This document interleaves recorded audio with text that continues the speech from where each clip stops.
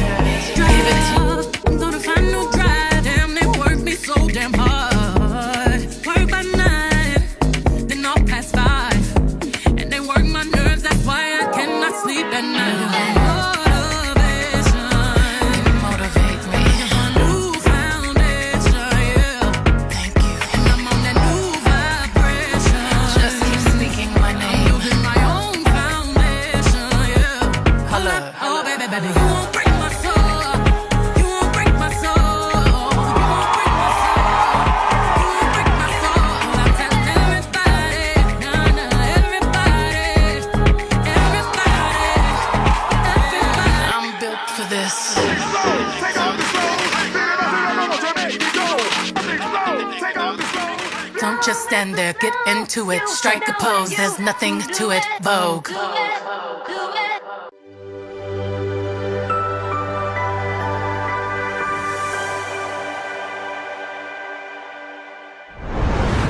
Laron, I'm so excited to talk to you today. How are you, and how is your year faring so far? First of all, thank you for inviting me on. I'm doing amazing. I feel really blessed and highly favored. Blessed and highly favored, of course. So you've already had a fantastic year. I'm going to brag on you. D Squared 2 2025. You're an iconic company. Naomi Campbell, Doechii, JT, Inali Choppa. Milan. Fuck that hoe, fuck that bitch, just fuck that hoe to the condom. Who the fuck y'all hoes think run this shit? Miss she, her, black, Jana, designer, say D Squared obsessed, DOE, I'm Wakanda rich, big Doechii, diva, Dada, Tokyo, Honda, drip,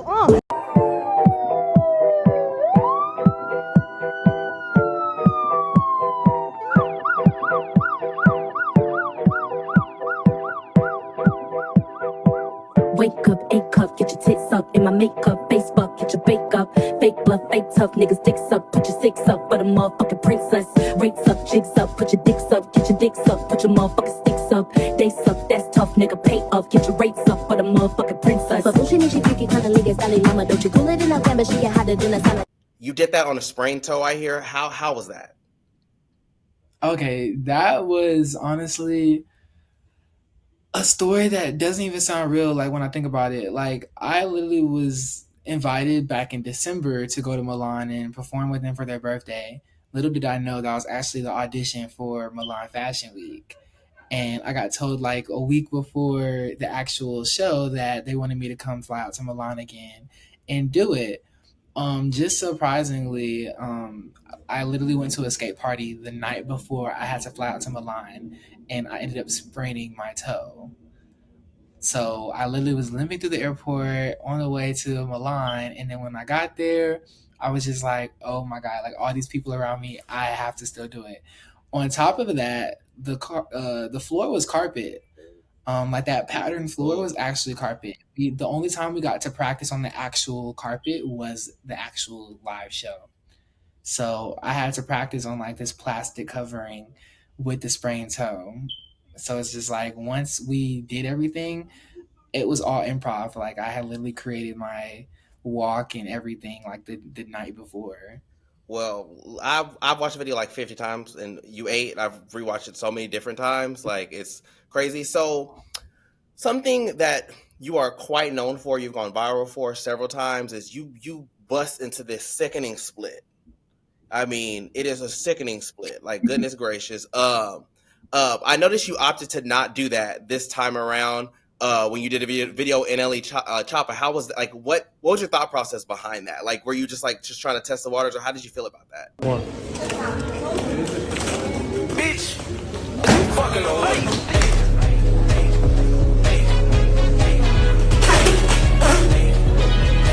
Let me know.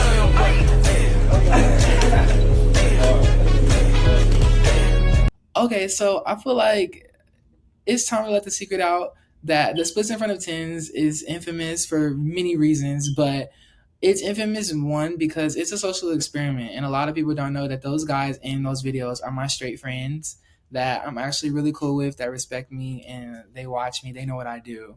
And it started out as just like really a F you to all the homophobic people in the community that are always like projecting and like looking for the next thing to hate on. So like I always said I want to be an inspiration to children and let them know that like even though you get hate, still keep going. So like I kind of made myself a punching bag to do that on purpose, to just make people tell their true opinions. And I feel like now that I've done that, it's kind of normalized being yourself in a very closed environment. You know what I'm saying? It makes people feel empowered to just like not care about what people think.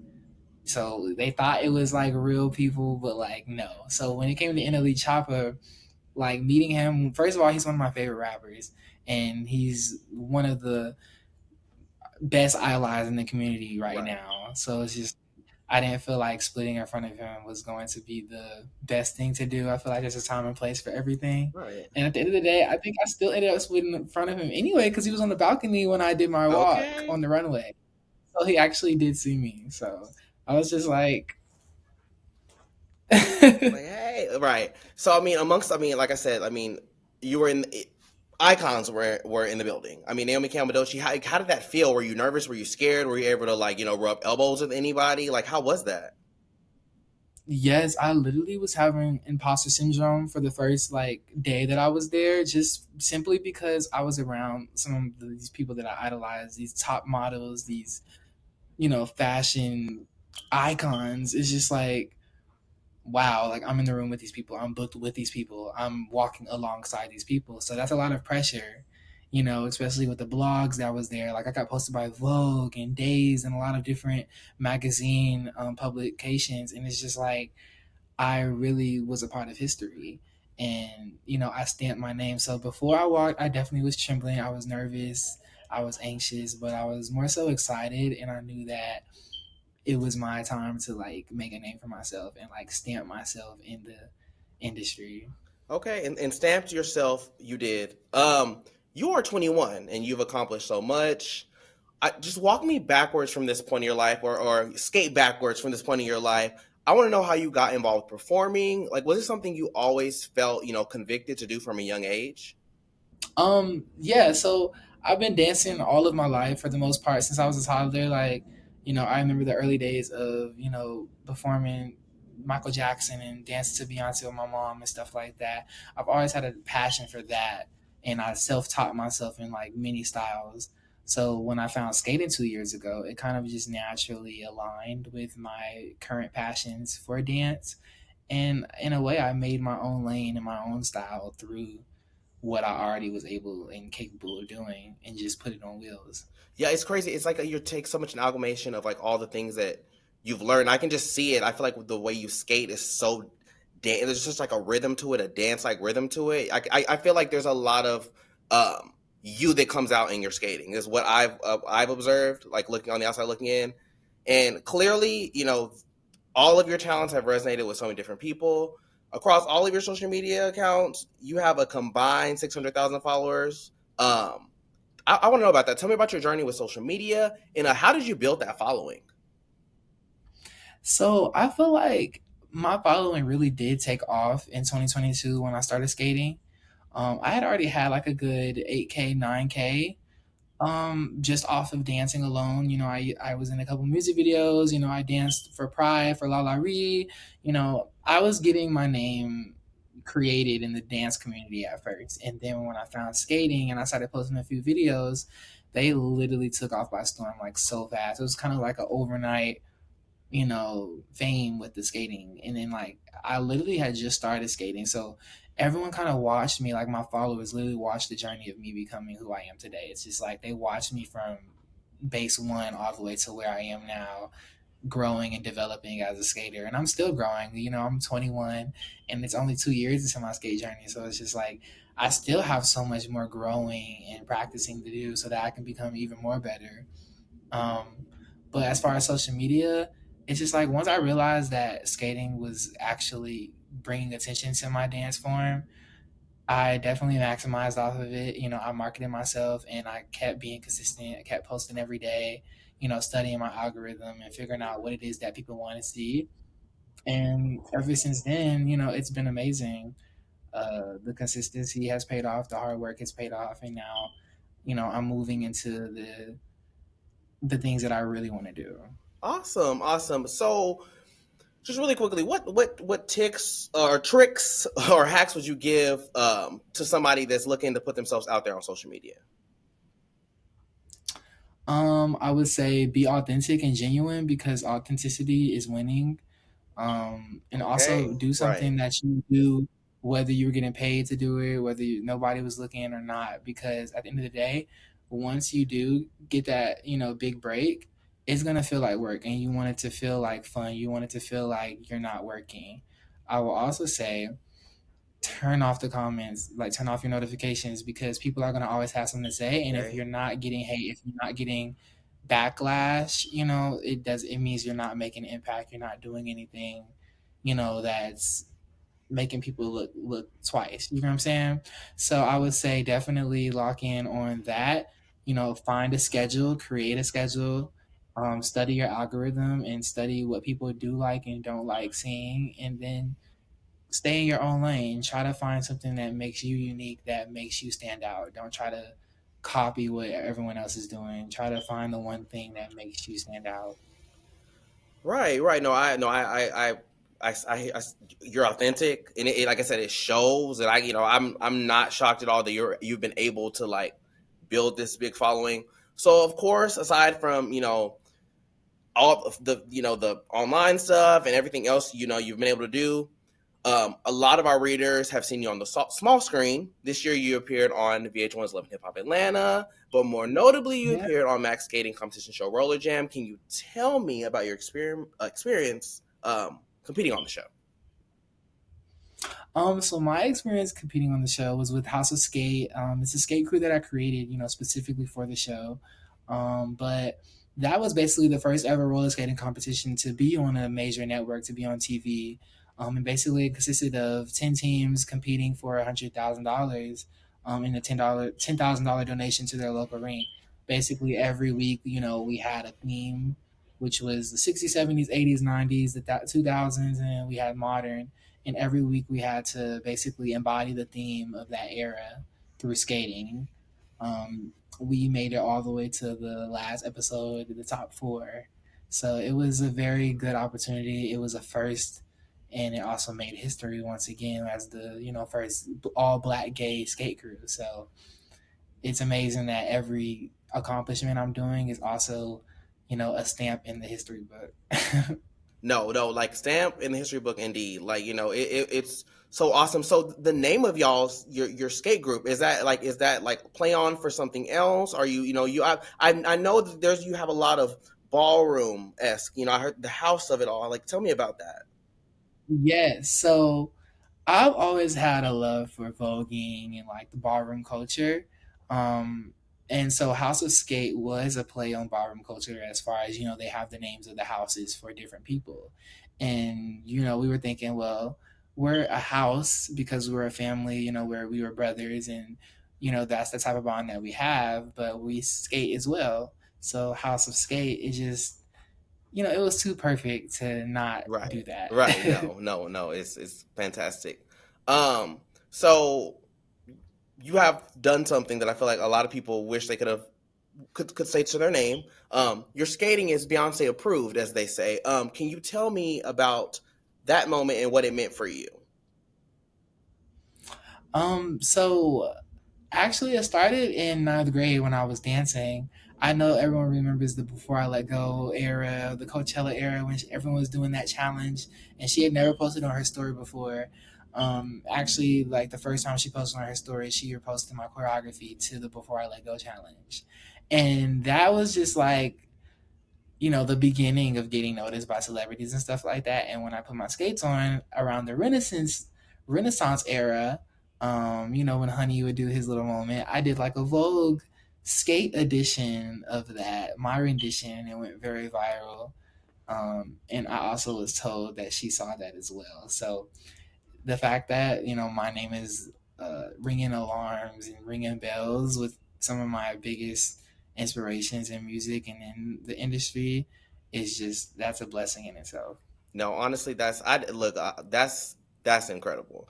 I like I said, I find it very fascinating that you're able to combine so many different elements of things and just kind of push it out. Like, who would have ever thought to combine, voguing with skating? I mean, it's genius. It's genius. So, of course, aside from the fashion shows, the television, and your audience online, you're out here earning brand deals. You are a brand ambassador for Fahrenheit Skates. How did that come about? And how does that feel to be recognized in that way? That came about like I believe a year ago. Um, I was in the talks with Mr. Fahrenheit. As far as he told me the brand, he told me that he had been watching me, since the beginning of my skating journey, and that he had always saw something, and he always wanted to use me for what he's been working on for the past couple of years. And eventually, after negotiating, and I signed with him over a year ago. I put the brand on my back and I was taking them everywhere I was going, promoting them even through the Splits in Front of Tens videos. I debuted his roller skates on the first ever, you know, skate competition, Roller Jam. So it definitely showed people that not only am I talented, but I'm also marketable, Okay. you know. So now D Squared is my next, endeavor, and I'm ready to take over the modeling world as well now, and show them that like I'm multifaceted and I'm also multi Oh, marketable. right, right. Let them know. Let them know. Let them know. So something that I found very noble and like very awesome is you have facilitated these inclusive skating events. Can you tell me more about that?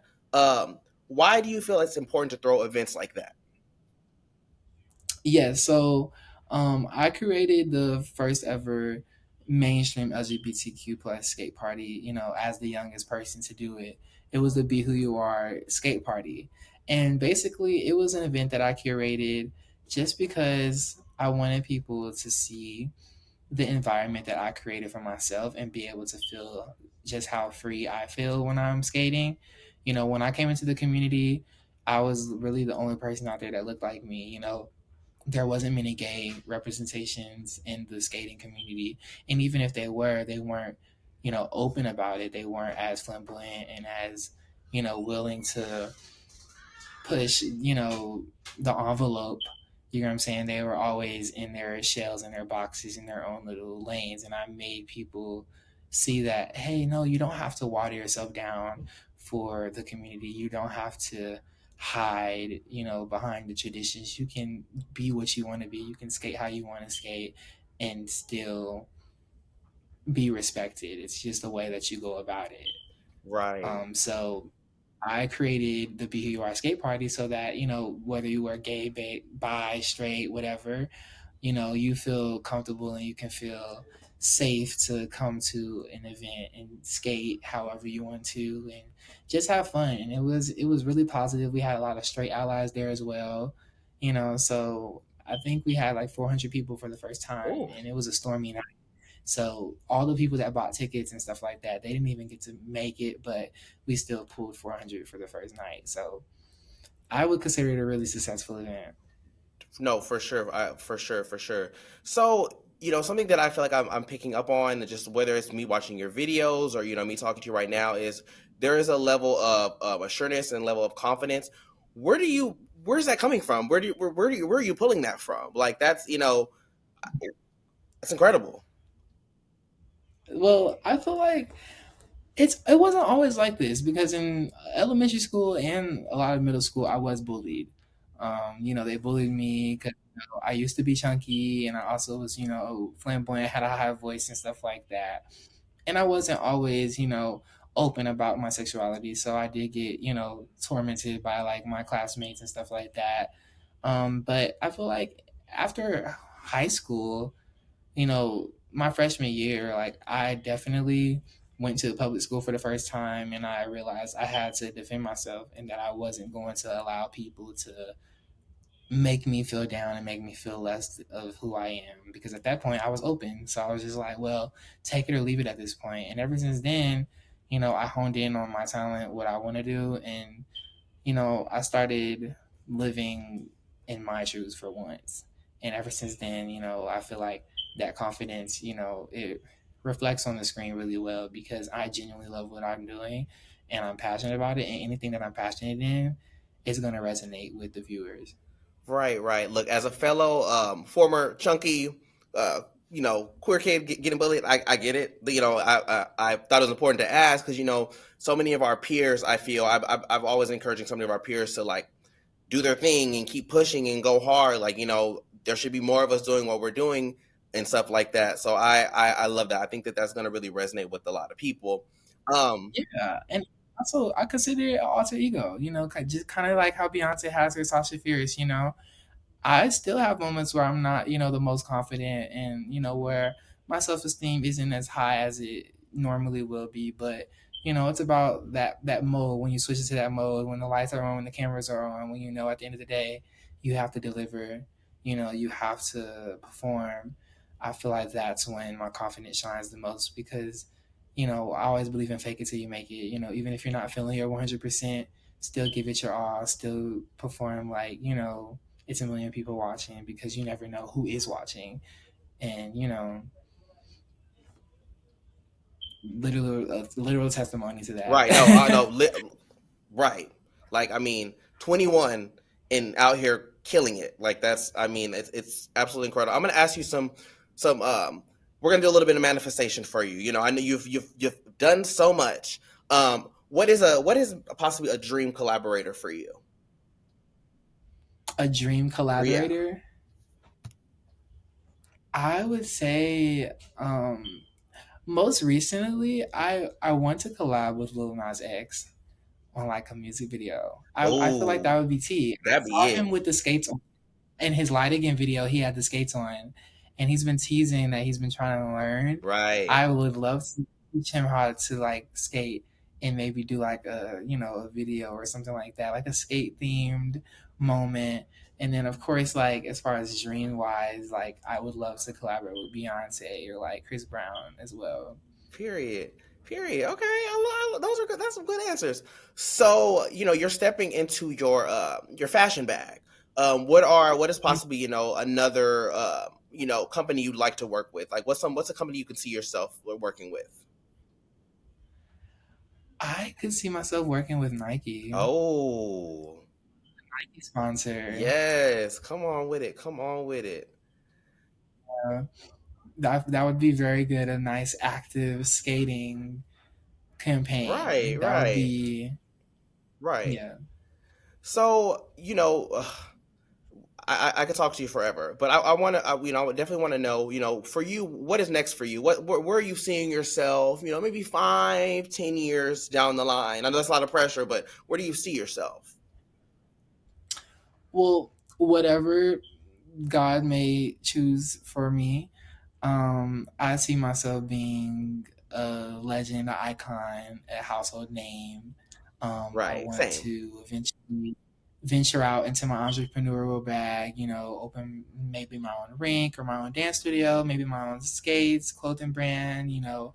I also want to give back. I want to teach, you know, the younger generation how to skate and maybe host a few master classes. But I just want to make skating like just as big as choreography and dance culture in the music industry modeling world. I want skating to be just as oversaturated as dance is, you know, because it's not easy and it's, you know, it's not something that just anybody can do. And I feel like it needs some more respect, definitely. Awesome, awesome. So, where can, you know, our reader, where can the gays find you at on socials? You know, where can we find you? Yeah, so I actually just officially changed my username. You can find me on Instagram at LARON dot GI. Wait, that's so wrong. I'm going to redo that. You can find me on Instagram at LARON dot BEST and on TikTok at LARON BEST, Laron Best. Awesome, awesome, awesome. So, I just have to say, this brightened my day, to be honest. Like, I mean, just hearing you talk about all that you've accomplished and like all your conviction, it's so awesome to see my peers shine and thrive. And I honestly feel so honored to have been able to talk to you today. Um, Wow. and we thank you endlessly. You know, let us know how we can support you in any and every way. But you know, again, thank you so much for your time. No, thank you again for, you know, reaching out to me and being willing to highlight, you know, another amazing accomplishment, achievement, you know, Black history, Black gay history, Right. you know, still alive and we're still, you know, opening new doors. That's awesome. That's awesome. Well, again, thank you so much. And we definitely definitely got to talk to you soon. Hit you, get you on the street talk. You know, something like that. You know, so Yeah. it's Yeah, we it's we're gotta locked in with you forever. But again, thank you, thank you, thank you. thank you.